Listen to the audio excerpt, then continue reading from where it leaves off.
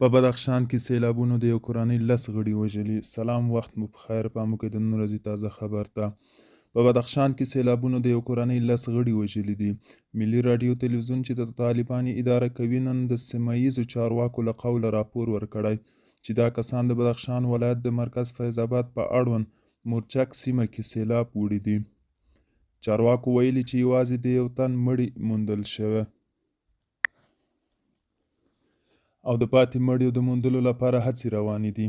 پرون له دې مخکې د فاریاب ولایت چارواکو هم ویلي وو چې روانو سیلابونو کې 14 کسانو ته مرګ ژوبله اړولې ده. د طالبانو تر کنټرول لاندې باختر اژانس خبر ورکړی چې دا پیښه د کوهستان ولسوالۍ په مرکز لولاش سیمه کې شوې ده.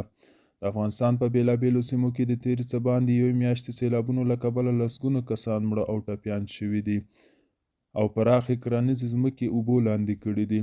په عین حال کې د هوا پیژندنې ادارو د افغانستان په ځینو سیمو کې د نورو درنو ورښتونو او سیلابونو اټکل کړی دی.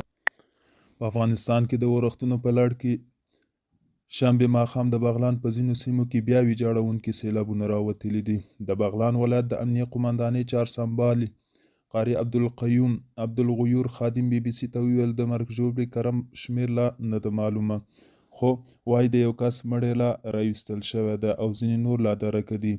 نوموړی وایي لسګونه کورونه په بشپړ توګه له منځه تللي دي.